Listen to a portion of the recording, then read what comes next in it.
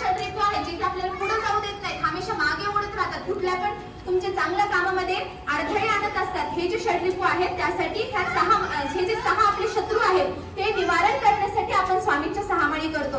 राहिली आता एक माळ. ती जी एक माळ तुम्ही सुरुवातीला म्हणता की मी एकच माळ करते, ती इथे येते. एकच माळ आपल्यासाठी राहते, ती ही 11 माळींमधली शेवटची एक माळ असते. हे झालं 11 माळी तीनाध्याय. आपण दररोज 11 माळी तीनाध्याय घेतो. जसं आपण श्वास घेतो, जेवण करतो, त्याचप्रमाणे याची नोंद कुठेही करायची नाही. 11 माळी तीनाध्याय हे नित्य सेवेतलं आहे, त्याची नोंद करण्याची कुठलीच आवश्यकता नाही. नोंद कशाची करायची तर परमपूज्य गुरु माऊलींनी आपल्याला अब्जचंडीची सेवा दिलेली आहे. आता आपल्याला माहिती आहे की राष्ट्राची देशाची किती बिकट कंडिशन आली, पण त्याच्यापेक्षा आपल्याला काय पडतं, गॅसचे प्राइस वाढलेत खूप जास्त. आता आम्ही काय करणार, असं जे आहे तर ह्या अर्थाने घ्या किंवा त्या अर्थाने घ्या, कुठल्याही अर्थाने देशावर संकट आलेलं आहे, आपल्या सगळ्यांवर संकट आलेलं आहे. मग ते निवारण करण्यासाठी परमपूज्य गुरु माऊलींनी अब्जचंडीची सेवा खूप वर्षाआधी माऊलींनी आईसाहेबांच्या चरणी संकल्प सोडला होता की देशावर संकट जे येणार आहे हे सगळे जे काही आहे त्याची नोंद आपले यज्ञवेदी जे आहे त्यामध्ये ज्ञानदानचे पुस्तक आहे, त्यामध्ये ऑलरेडी हे लिहून आलेलं आहे. आपण जर आजही ते पुस्तक चाळलं तर त्याच्यामध्ये 2026 मध्ये कुठून कुठपर्यंत काय होणार आहे ते सगळं लिहिलेलं आहे. त्यामुळे फक्त आपल्याला ज्ञान संपादन करण्याची आवश्यकता असते. त्यामध्ये लिहिलेलं आहे 2026 मध्ये काय होणार, 27 मध्ये काय होणार, एक पूर्ण आराखडा त्याच्यात काढलेला आहे. त्यामुळे माऊलींनी आधीच आईसाहेबांना सप्तशृंगी मातेला तिचा संकल्प सोडला की हे जगदंबे, आमच्या भारत देशावर जे काही संकट येणार आहे ते निरसन व्हावं. पण त्यासाठी माऊली एकटे काही करू शकतात का? माऊली एकटे काय काय करणार, त्यासाठी आपल्या सगळ्यांची आवश्यकता आहे. आणि माऊली काय करू शकतात, त्यांच्याकडे करणारे भरपूर आहेत. त्यांना ब्राह्मण म्हणणारे किती ब्राह्मण पडतील त्यांना सगळी सेवा करून द्यायला, पण नाही, आपल्याकडून माऊलींना सेवा करून घ्यायची आहे, जेणेकरून आपले जे काही दुःख आहेत, जे काही दैन्य आहेत, जे काही छोटे तळागाळातला माणूस असो किंवा खूप मोठा खूप श्रीमंत माणूस असो, कोणी असो, कुठलीही जात असो, कुठलाही धर्म असो, काहीही असो, पण प्रत्येकाचं दुःख मुक्त होणं काळाची गरज आहे. फक्त भाषण दिलं किंवा मग फक्त गप्पा मारल्या त्यांनी काम होत नसतं. काम स्वामी महाराजांकडे तुम्ही आलात, दर्शन केला, त्यांनीही काम होत नसतं. तुम्हाला कामासाठी सेवाच करणं गरजेचं आहे. स्वामी काय म्हणतात, तुम हमारे काम पे, हम तुम्हारे धाम पे. म्हणजे स्वामींचं तुम्ही आधी कार्य करा, मग स्वामी तुम्हाला, तुम्ही एक पाऊल टाकलं तर स्वामी तुमची 4 पावलं पुढे चलत असतात. त्यामुळे सेवा करणं अनिवार्य आहे. अब्जचंडीमध्ये परमपूज्य गुरु माऊलींनी आताची देशाची कंडिशन आहे ती व्यवस्थित होण्यासाठी प्रत्येकाला पाठाची नवीन हे सांगितलं आहे. प्रत्येकाला पाठ हा जेव्हा कारगिल वॉर चालू होता तेव्हा त्या टाइमला माऊलींनी हा पाठ सांगितला होता. त्यानंतर आज हा पाठ सांगितला आहे. त्या पाठाच्या मुळे काय होतं की आपल्या देशाला तर संरक्षण प्राप्त होतं, पण आपल्या घराला पण संरक्षण प्राप्त होतं. कारण सेवेकरी होते त्यांच्या घरात कोणालाही काही त्रास झालेला नाही. त्यांनी त्याची सेवा केली, त्यांनी माऊलींनी जे सांगितलं ते केलं, त्यांच्या घरात कोणालाही धक्का झालेला नाही. हॉस्पिटलमध्ये साईडच्या व्यक्तीला दुखलं पण आपल्या घरातल्या व्यक्तीला नाही दुखला. हा अनुभव आपण कोविड टाइम मध्ये पाहिलेला आहे.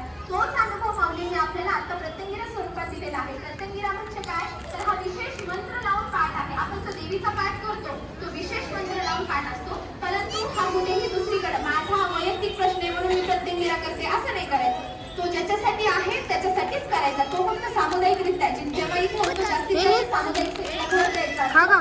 तो सकाळी 10:30 वाजता प्रत्येक पाठ आपल्याकडे दररोज होत असतो, त्याच्यामध्ये सहभाग घ्यायचा आहे. त्याचबरोबर सोशल वर्क मध्ये आता ज्यांनी आरती केली, अमोल भाई आणि ते जे 2 जण आहेत त्यांचं सोशल वर्क भरपूर आहे. आपण काय म्हणतो, माऊली काय सांगतात आपल्याला की अध्यात्मामध्ये आपला जो दिंडोरी प्रणित मार्ग आहे तर त्यामध्ये 20% अध्यात्म आणि 80% समाजकार्य आहे. मग समाजकार्य करण्यासाठी आपल्याला काय कंटिन्यू घराबाहेर राहायचं, सगळं बाहेरच बघत बसायचं, घरातलं बाहेर काढून देतील कायमचं, तसं नाही करायचं. आपल्याला फक्त थोडासा वेळ दिवसातला स्वामींना द्यायचा आहे, लोकांसाठी द्यायचा आहे. म्हणजेच काय तर आपला जो दररोजचा 1 रुपया आहे तो जनकल्याणचा जो फॉर्म आहे तो फॉर्म भरायचा आहे. जनकल्याण योजना म्हणजे काय तर त्यामध्ये आपला रोजचा फक्त 1 रुपया स्वामी महाराजांच्या चरणी जात असतो. आपण दररोज दान केलं, समजा आपण कोणाला तरी काय करतो ते आपल्याला माहित असतं, काम माहित असतं. तर मग त्यांनी जर चुकीचं काही कृत्य केलं तर त्याचे दोषही आपल्याला तेवढेच लागत असतात. तुम्ही समजा एखाद्या ब्राह्मणाला काही पैसे दिले तर मग ब्राह्मण त्याचं पुढे काय करतो ते आपल्याला माहित नसतं, त्याचे उलट दोष आपल्याला लागू शकतात. त्यामुळे व्यवस्थित सत्पात्री दान करतानाही सत्पात्री दान करावं. त्यामुळे जनकल्याण योजना जी आहे त्यामध्ये काय असतं, रोजचा आपला 1 रुपया, घरामध्ये 4 सदस्य आपण मांडले, जनरली आता जॉईंट फॅमिली राहिलेली नाहीये, असली तर चांगले, नसली तर किमान 4 सदस्य घरामध्ये असतात. आणि एक कुठलाही का असो ना, स्वामी महाराजांचा कुठलाही देव असो ना, एक देव घरामध्ये असतो. काय सोन्या बघू नको ना वडिलांनी तुला लय बरं किती ना नीट बसून ठेव बघा ना कशी म्हणजे टोटल मिळून 150 रुपये दर महिन्याला तुमच्या बँक अकाउंटमध्ये सद्गुरू परमपूज्य मोरेदादा चॅरिटेबल अकाउंटमध्ये ट्रान्सफर होत असतात. यामध्ये तुम्हाला मध्ये कोणालाही पैसे द्यायची गरज नाही, ना इथल्या स्टॉलवाले ना तिकडच्या कोणालाही नाही. तुम्हाला डायरेक्ट तुमच्या अकाउंटवरून तिकडे ट्रान्सफर होतात पैसे. 151 म्हणजे 151च कट होतात. 150 या तुम्ही म्हणता आता तर म्हणली 150, आता 1 रुपया कसं वाढवला आमचा? मी नाही घेणार तो मध्ये. तो 1 रुपया कशासाठी वाढवलेला आहे? तो पण हॉस्पिटललाच जातो. पण काय जातो? का तर तुमची जी आर्थिक उत्पन्न आहे त्यामध्ये प्रगती होत राहावी म्हणून वरती 1 रुपया असतो. म्हणजे 151 रुपये तुमच्या बँकमधून डायरेक्ट मोरेदादा चॅरिटेबल हॉस्पिटलच्या बँकमध्ये जात असतात. मग यामध्ये आता बऱ्याच जणांना विचारेल, आमच्या बँकमध्ये खूप मोठे पैसे आहेत, लाखोचे पैसे आहेत, आमचे पैसे जर चुकून गेले त्यांच्याकडे तर एवढं मोठं दान झालं आमच्याकडून तर काही दान होणार नाही. एवढं मोठं तुमच्याकडून जेवढं आहे तेवढंच होणार आहे. 151 दर महिन्याला कटिंग होणार आहे. त्यामध्ये आतापर्यंत लाखोच्या वर सभासद झालेले आहेत. कोणाचाही 1ही रुपया कमी कटला नाही, जास्त कटला नाही. त्यामुळे जास्तीत जास्त जनकल्याण योजनेमध्ये सहभाग घेत आहे. त्याचबरोबर सिद्धमंगल पादुका पूजन गेले 2 वर्ष झाले आपल्याकडे सिद्धमंगल पादुका पूजन सेवा चालू आहे.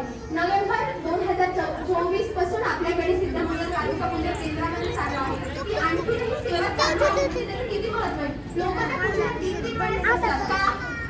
कसा असतं? माझा एखादा प्रश्न सुटला की पुढचा प्रश्न, त्याच्या पुढचा प्रश्न, त्याच्या पुढचा प्रश्न अशी हा येत राहते. त्यामुळे त्या सेवेचा जास्त